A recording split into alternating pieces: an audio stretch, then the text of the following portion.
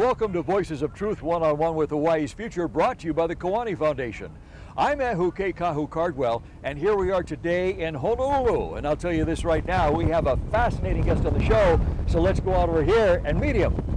Leon. Aloha. Aloha. Good to see you. Good to see you, Leon Siu. Did I say your name right? Aye. Wonderful, wonderful. And tell us where we are today, Leon. We're today at Magic Island and Alamana Beach Park on the island of Oahu. And what a beautiful day it is. It Look is at this. gorgeous. It's awesome. Yeah. Well, Leon, we wanted to have you on the show because you just got back from New York City, yes? Yeah, where it was pretty chilly, about 50 degrees cooler than here today. Leon, I'm glad we're here instead of there. Yeah. But you went there not for a vacation to see the sights. You No. went there for a very specific reason, yeah? Right. I go back to New York City about 5 or 6 times a year, particularly to attend some meetings at the United Nations and to make contact with other people who are involved with the United Nations, diplomats from other countries, as well as representatives who are there to seek some kind of remedy from the United Nations. Okay, so you're there on whose behalf? I'm there on behalf of the Hawaiian Kingdom.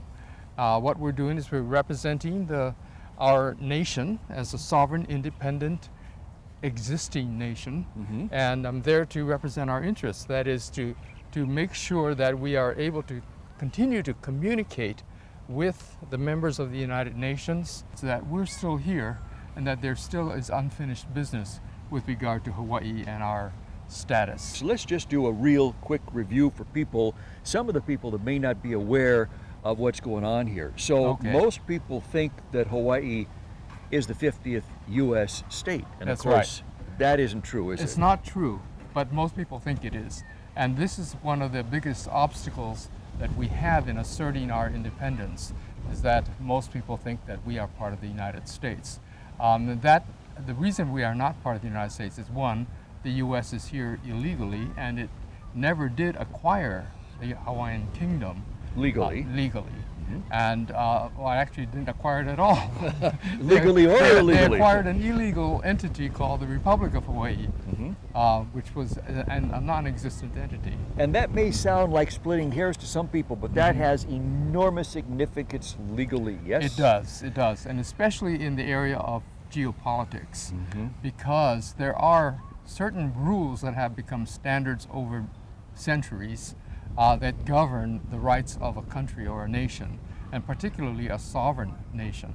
And so what the United States did was they abused or they violated those rules and by taking over Hawaii. So it was a takeover, or let's say it was a wrongful taking of a sovereign nation in 1893, and it concluded but really stepped up in 1898 with the so-called annexation of the Hawaiian Islands, and then sort of concluded for their claim in 1959 with the creation of the state of Hawaii. All right, so some people may say, okay, well, that all well sounds good, but you know, everywhere I look, I see the American flag hanging here. So, you know, how can the Hawaiian Kingdom be here? And correct me if I'm wrong, Leon, but the answer is the government may not be functioning at this point, or maybe it is, I don't know. But the nation is here because the land and the citizen base is still here. Correct, yes? correct. That's the primary thing. Plus our claim or our assertion of who we are, and the fact that we have continued our protest or continue to claim that we are still the Hawaiian Kingdom. So the continuity of the Hawaiian Kingdom relies on the continuity of our profession that we are still here. So Leon, that's why you were at the United Nations, to continue the claim for the Hawaiian Kingdom, yes? That's right. And when I say continue, meaning we've been there for many years and we've been talking about our situation. But the more we show up, the more we continue to talk about what happened here in Hawaii and where we're going, the more supportive we are, people or different countries are becoming. The United Nations inadvertently became complicit in the taking of the Hawaiian Kingdom through its approval of the United States claim that Hawaii had exercised its right to self-determination in 1959 through a plebiscite. We know that the plebiscite was fake, but at the time the United Nations did not know that, and so they accepted the United States report and basically said the United States is correct in saying that Hawaiians had given their consent to be integrated into the United States. And what we're doing right now is we're working to unravel that narrative, basically to have the United Nations themselves investigate, or we're calling for a review of the procedures that were used in 1959, and a review of the report that they were given. Because back in 1959, the General Assembly of the United Nations never even checked for the veracity of the United States claim that a fair plebiscite had been held, therefore it registered as consent by the people. And that, by the way, in 1959, the resolution was called General Assembly Resolution 1469, and it included Hawaii and Alaska. So we were both sort of just lumped captured, in there. Captured by that same resolution. Yeah, so it sounds to me like the wool got pulled over the eyes of the UN by the US. Yes. Back then. Yes. And so now the process is unraveling that narrative, but that doesn't happen overnight, does it? Because those roots unfortunately have grown very deep. Right. So it's a matter that process of unraveling the narrative can be done, but it takes sometimes, like in this case, a lot of time. Yeah, and then it also takes some strategy. Yeah. How we're going to do that. In other words, if we ask different countries right now, say a small country like Samoa, to challenge the United States claim, I mean, that would be suicide for them. You know, it would be unwise for them to bring that kind of heat onto themselves. But if we were to ask them, would you consider asking for a review of whether procedures were used? Well, that's a different question. It's not a direct challenge to the United States. It's basically saying, we're curious about what procedure was used. And so that's what we're doing right now. We're working with a number of small countries, and mainly because the small ones have a little bit more freedom to act, believe it or not, than the big ones. Than the big ones. The big ones, there are too many political ramifications for anything that they do that can be misread or misconstrued. And so the small ones are the ones that have a much more liberty to ask a simple question. And that's what we're working with right now. So we're talking to a number of smaller states or countries to assist us with this. While you were in New York City, the annual Permanent Forum on Indigenous Issues was going on, yes? Correct. And you were there for that, but you were also there to meet with people and also to educate other people there about our status, yes? Correct. Now, just a little bit of background. The United Nations, when it was founded, had two main premises of why they were founded. One was to bring about peaceful resolution to any kind of disputes between nations. The other was to decolonize the world. And by decolonizing, we meant that many countries or many parts of the world were still under colonial rule by countries like Great Britain, France, and even the United States. What they were looking for at that time was to decolonize the world and say that these countries or these territories, these non-self-governing territories, have the right to make a decision for themselves eventually as to what they want to do. Do they want to become integrated? Do they want to remain a territory? Or do they want to be independent? And so those choices were the three that were considered by the United Nations. And so they set up a mechanism in which they could execute that. And so there are about 100 countries or territories that were put into this list, Hawaii and Alaska being two of them, along with Puerto Rico and Guam and many others for the U.S., or several others for the U.S. But all of Africa, from the Portuguese, the French, the British, and the Belgians had Africa all carved up. The Portuguese and the Dutch in Indochina, and places like that. So the idea of the decolonization was that these countries should eventually become independent or have at least have a say. Yep. The United Nations started out with 51 countries in 1945. Today, in 2018, there are 193 countries. Many of them, at least half of them, went through a decolonization process. Wow. Yeah. So it sounds like the United Nations has been quite successful They've at been this. successful. And there's more work to do, And especially that's with the Hawaii. part. So the last 30 years or so, there's been a radical slowdown in the execution of the decolonization process. And for a number of different reasons, which are mostly selfish on the part of the countries that still hold on to their colonies. The list that the UN keeps of forcibly colonized nations, and Hawaii used to be on that list, That's right. but then in 1959, the US convinced the UN to take it off the list. That's correct. And so just so people don't sit there and think, well, once you're off, you can't get back on, we know that's not true because Tahiti got back on That's a few right. years back. In 2013, 2013. Tahiti was reinscribed onto the list after France had snuck them off the list 30-something years ago. So these things can be reversed. These narratives can be reversed. Correct. Wow. But I want to clarify one thing, though. Hawaii never belonged on the list of non-self-governing territories. We didn't belong on that decolonization list Why? because we were still a sovereign country. The whole idea of a decolonization list are countries that have been colonized and now can make the decision to become independent if they want to. So what you're But- saying is Hawaii was never colonized technically. Correct. Hawaii was never colonized. It was occupied. And we can prove it, right.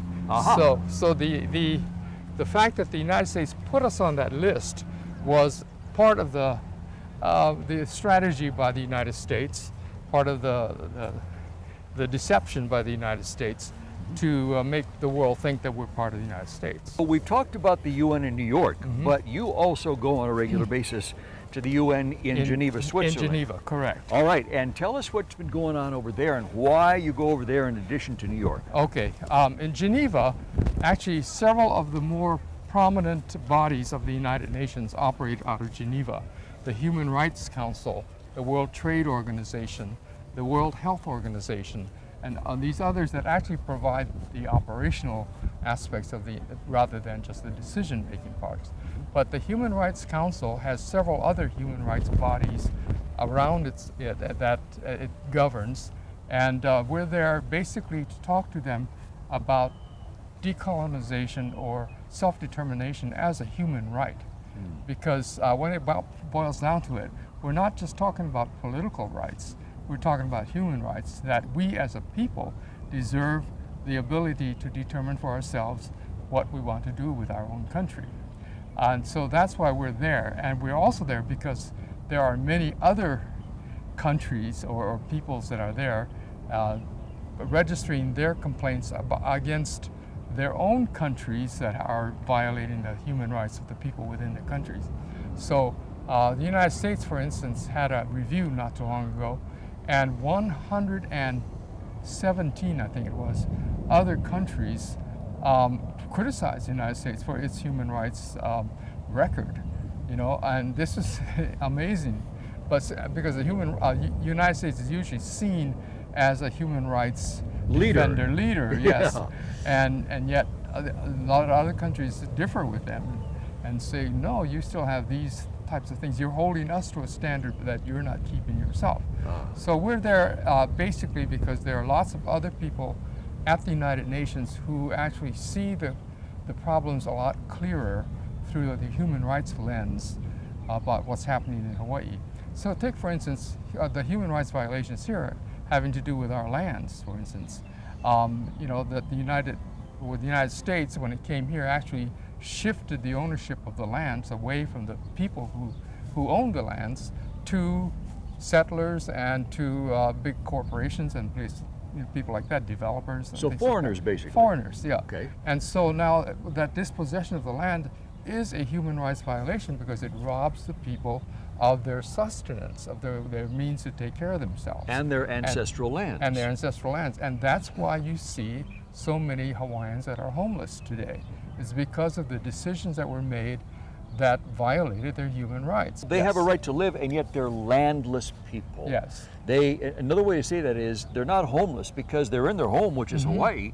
They're just houseless, and they're landless, which is wrong. That is those are human rights violations. And that's what if I understand you correctly, that's what you're saying rings true for people at the UN in Geneva. That's right. Yeah? Yes, and those types of arguments, they can understand and then apply it. So it's not just a geopolitical thing about who's in charge here. It's like, what is it actually doing to the people? If you look at Hawaii on the surface, everything looks normal. In fact, we look very healthy and prosperous and all of that. But it's not. Underneath, there's this kind of rotten core. So these are the terms that they understand at the human rights level, and that's where we've been getting most of the, how would you say, support for what we're trying to do. Have you gotten a lot of support in Geneva, and a lot of people willing to listen to what you say? Yes, and mainly because the discussion there has to do with human rights. There are lots of other people who are there for human rights violations in their own countries. So we've gotten together and we've been able to team up, so to speak, and we we support one another. We're there in solidarity, and this becomes quite effective with speaking to the countries that are member states of the United Nations. It's the same story that they're hearing over and over and over, whether it's from Hawaii or other countries in the world, because it's... And in fact, almost every other story is a lot more dire than ours. You know, when you think in terms of warfare and genocide and things like that, yes, that's sort of going on here, but it's not as open as in other places. West Papua, for instance, which is a country we've gotten close to because of our shared aspirations. And there, 500,000 West Papuans have been killed over the last 40 years by Indonesia, which has been occupying West Papua. And so West Papua really wants to become independent because they want to stop the killing and the other things that go along with that. So, and the same thing has been going on in Rapa Nui, in Maluku, and Mapuche, all over the world. Alfred de Zayas, who's a good friend of ours, who's been an expert with the United Nations, has basically said that self-determination is the key to solving many of the world's problems. Because the problem in many parts of the world is that the people themselves who are being affected by whatever policies or practices that are going on are the ones that are not being consulted. So if they were asked and all that, then we have far less of this misery that has been created. So, he's really basically saying that self-determination is the key to settling these disputes and these even up atrocities in a peaceful way. If we succeed here, we're going to encourage others. And that's why we're so much in touch with all the other movements around the world, the liberation movements, because they're all watching us, we're watching them. Whoever succeeds and moves forward helps all of us. So Hawaii really could be a model case for a lot of nations around the world. Yes. Wow. Yes. Wow. And at the same time, we're watching what other nations are doing. West Papua, for instance, is really starting to move on their own, or not on their own, but they're beginning to move in a direction that can bring about the resolution to their problem. Rapa Nui has done the same thing. They're doing some amazing things on the ground. And this is something that I want to encourage our people here in Hawaii to do, is that we can change things by changing things on the ground. Speaking of change on the ground from the grassroots up, something significant happened here in Hawaii. That was a ruling by Judge Chang, a state judge, who ruled on a case that has been lingering in his court regarding a lawsuit that was brought by Hawaiians against the state of Hawaii for really basically malfeasance on the part of taking care of the land. In other words, they're saying that the state of Hawaii has a trust obligation to care for the land, not just to manage it, not just to rent it out and collect the rents, but to make sure that whoever they rented it to is not harming the environment or harming the land and things like that. And so basically the case was about Pohakuloa and the Department of Land and Natural Resources of the state renting the lands at Pohakuloa, which is a training base for the U.S. Army On Hawaii Island. on Hawaii Island, on the slopes of Mauna Kea. So they won that case. The significant part about Judge Chang's decision was that he used a term that had not been used before in case law in Hawaii, and that term is malama aina. And so what he's doing is he's introducing Hawaiian values into the legal system, and saying that that is an overriding responsibility of why we have laws and why we have these things, so that we can take care of the land. Hawaiian nationals are in a situation in which the state of Hawaii does not recognize the fact that we are part of another country. And so we can get into quite a bit of trouble if we run on the wrong side of the law for small infractions, driver's licenses and things like that, where the state of Hawaii insists that we are U.S. citizens and therefore we have to take up U.S. identities. The state of Hawaii insists that Hawaiians are U.S. citizens living in Hawaii, Yes, whereas they say, no, we're not. We're Hawaiian Kingdom citizens Yes. living in Hawaii. yes, Okay. right. And so there is this conflict right there. But unfortunately, U.S. laws prevail most of the time. In other words, if you try to go open up a bank account, and the bank says, no, you don't have a social security number, a U.S. social security number, so you can't open up an account. And we say, but we have everything else is the same. Anyway, we get refused accounts, voting, places like that. If I go down once in a while to register to vote, and they deny me the right to vote because I say I'm not a U.S. citizen. I don't live in the state of Hawaii, and I don't have a social security number. And so those are the three items that you have to say you have in order to vote here in Hawaii. So, so we get discriminated against. What we're trying to do is to instruct the powers that be, the officials of the state of Hawaii, that what they're doing is discriminatory on the basis of national origin, which is prohibited by U.S. law as well as state law. Well, and here we go again with human rights law. Yes. On the international level. That's right. And the human rights law says we can be whatever nationality we claim we are. We don't have to pass the test, or we don't have to accept another nationality being imposed upon us.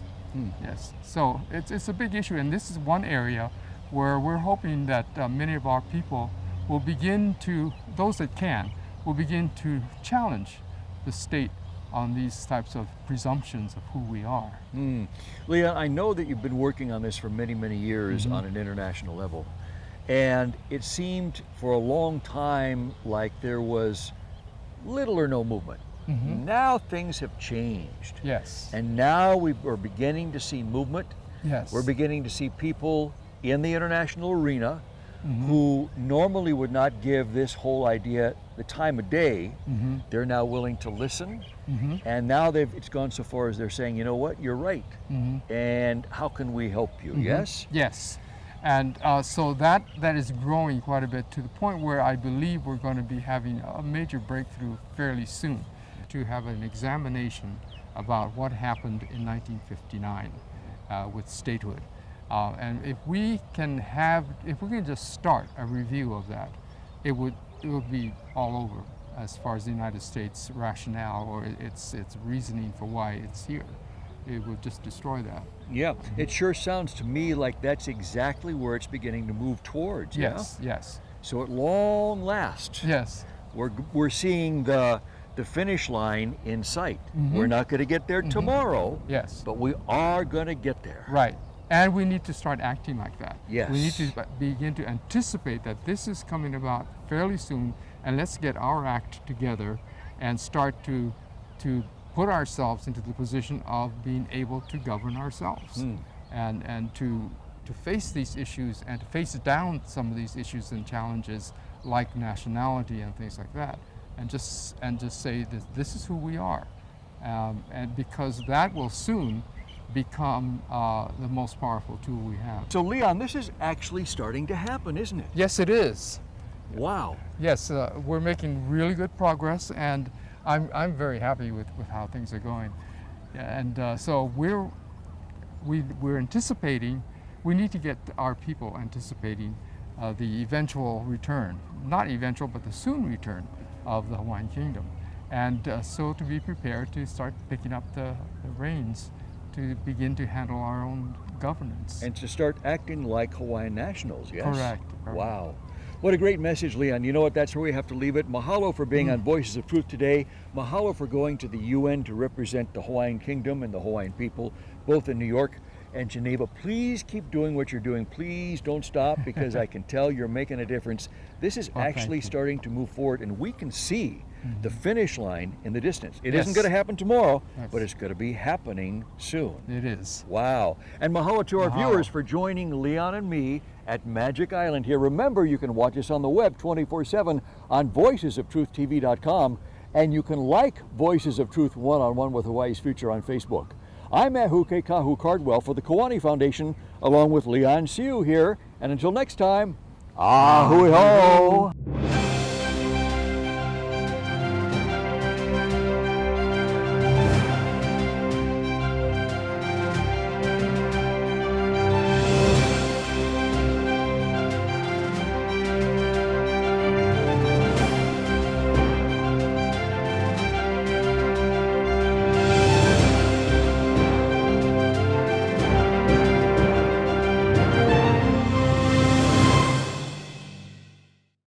Mahalo for watching Voices of Truth One-on-One with Hawaii's Future. Watch us on the web 24/7 at voicesoftruth.tv.com. You'll find all our shows, including this one, in case you want to see it again or share it with family and friends. Also view our weekly video commentaries at freehawaiitv.com. And check out our blog, published daily, at freehawaii.info. It's all part of the Free Hawaii Broadcasting Network.